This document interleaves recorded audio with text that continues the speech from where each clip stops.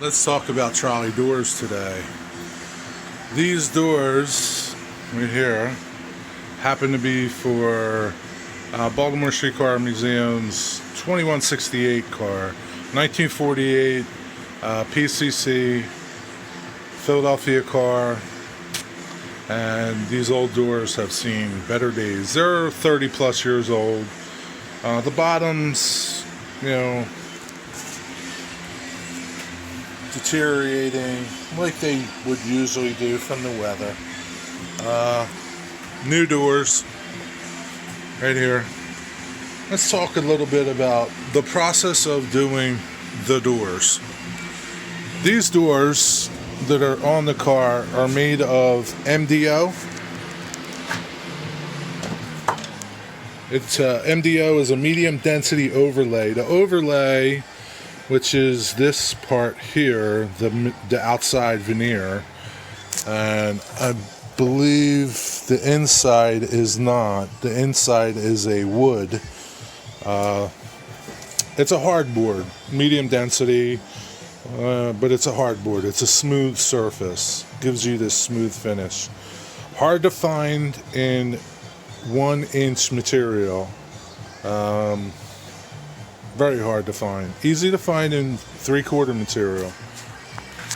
You can see the core is plywood, the back is a veneer wood, and the front, the face, is a medium density board. The material that I'm using is wood on all sides. It's a marine grade plywood, 15/16 thick. Here's a cutaway of it. 15/16 thick, multiple layers. There's some voids in this material. Unfortunately, they just don't make good products anymore. But anyway, I'm going to show you how to deal with the voids and what you should do. So the process in these doors is obviously getting your length, then each width of your doors, and then, there is roughly 12 to 13 steps just in the door alone, aside from width, length, right? The window openings, obviously, so that's 3. The edges, this is the pole edge, so this needs a special router bit to do this. So you're at 4. The angled edge for the hinge side, 5. And keep in mind, the doors that are side by side are opposing angles. Okay, so the angle is the same all the time. It's just they're opposing. So keep that in mind. How I go about doing the doors. You can see up top there, I pick a face and I stay with the face of the material. So all this information here denotes to me that this is the face side of the board, this is the hinge side of the board, this is the pole side of this door. The position, front 1, the width of the door, and I also mark the undersides, the edges of the door on the underside, in case that disappears. Because at one point, this is going to go away, this tape, once they get primed. Keep track of your doors. That's the most important part, because it's very easy to lose track of faces, and it is important that these angles on the hinges are the same, okay? I mean, opposing. So you want to keep track of everything. So when I go about milling, especially this angle, because it's different on the back doors than the front doors, okay? I even go as far as when I'm about to run this through my table saw, I mark this edge on the other side to tell me what face needs to run through my saw and which face is the blade side and which face is the fence side.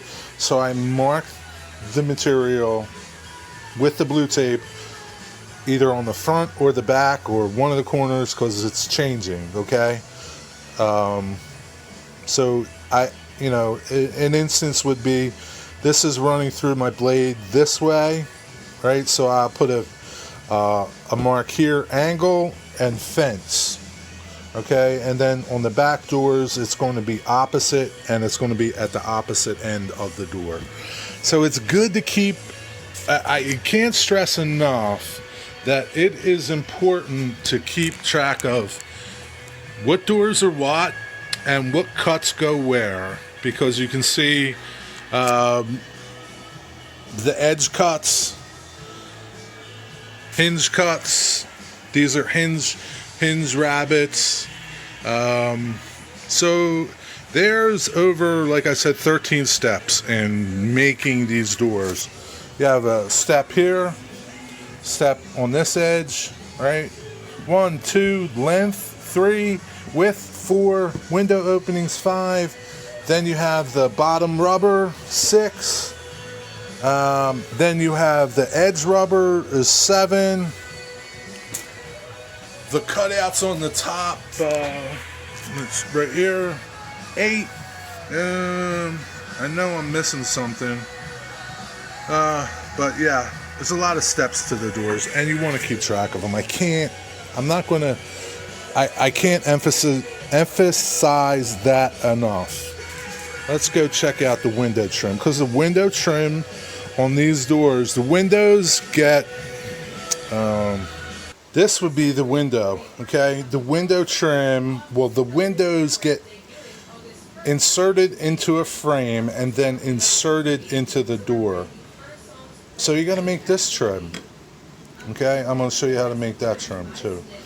So there's a lot of steps to doing this, and if you're unlucky and have to make new edging for the rubber and for the bottoms, that's even more. Now you got to drill this, countersink this, even more steps.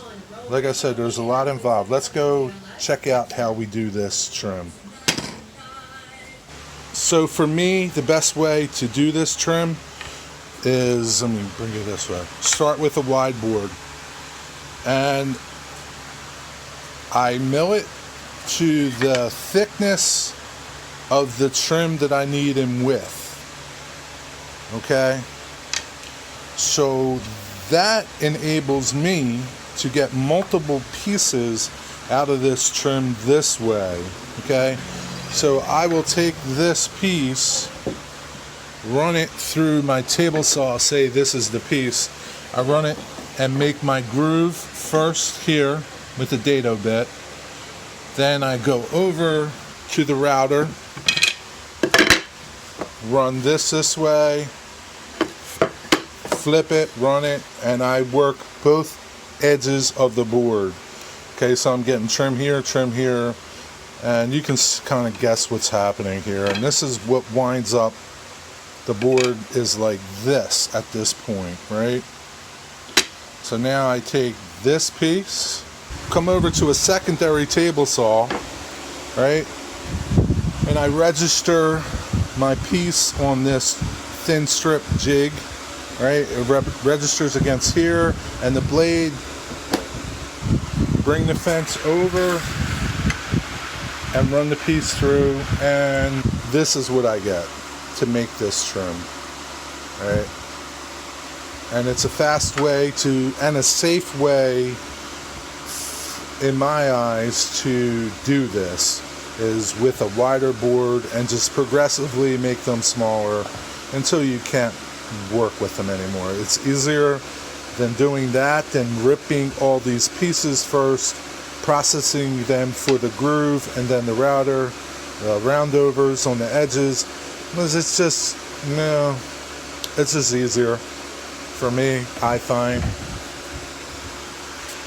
So now let's talk about how I go about filling these voids in the edges of the plywood. Why that's important, okay, is you have a void here on the edge. If you're drilling in this area, you don't really know how deep this void is, and if you have a fastener here, it's not going to get good purchase with this void there. So what I do is I have some 1/8 inch Baltic birch plywood, void free, and I cut them in strips and penetrate, get a little glue needle, squirt some glue in here, okay, then I pound my filler in until it stops and cut it off once it dries, and that fills them. And like I said, it's important to fill them because you don't know where you're going to be drilling, and the last thing you want to do is to drill a screw into a void and not have nothing to get purchased on that screw. So that's how I'm dealing with that, just because of this material. Sometimes you got to work around the material that you get. Another thing that I'm using is this JB Weld Quickwood. It's an epoxy putty, and that lets me fill bigger voids that I come across and maybe shape an edge that I need to shape. This is epoxy putty here, and I use it to fill some voids like that. Works well. You can shape it, route it, cut it, whatever you need to do. Another thing I do is glue size my edges. What is glue sizing? Glue sizing is mixing water and glue and brushing it onto all of the edges of the plywood. What this does is, it's better than paint in the fact that it's glue, okay? So it's going to seep into the fibers of the wood, because all of the exposed edges of any type of wood are like mini straws. It's where the wood is going to wick up all the moisture and eventually decay.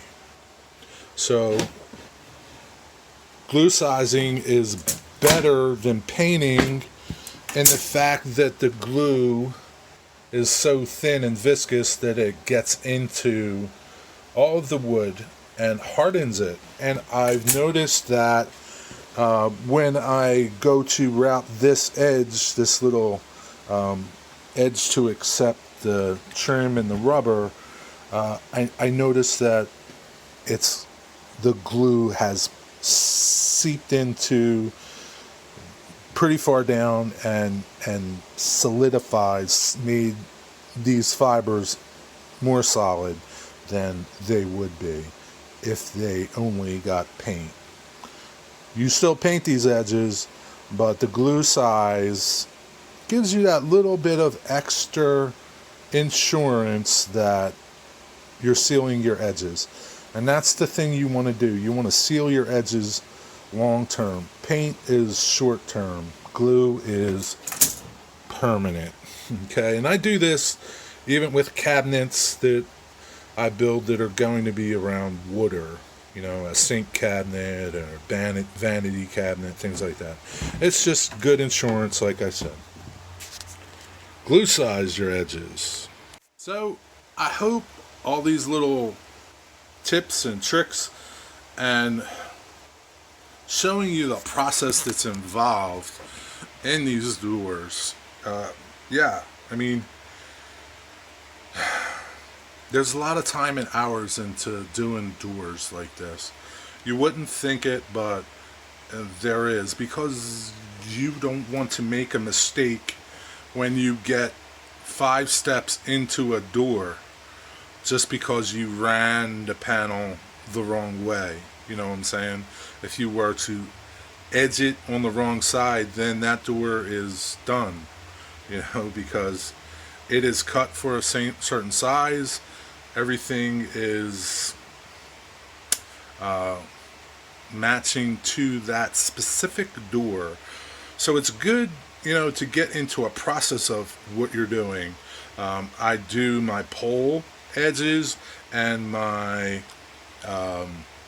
hinge edges early on in the process, because at that point, before that point, the door is any door of that particular size. It's only when you do the pole side and the edge side that it becomes front door number 1 or rear door number 3.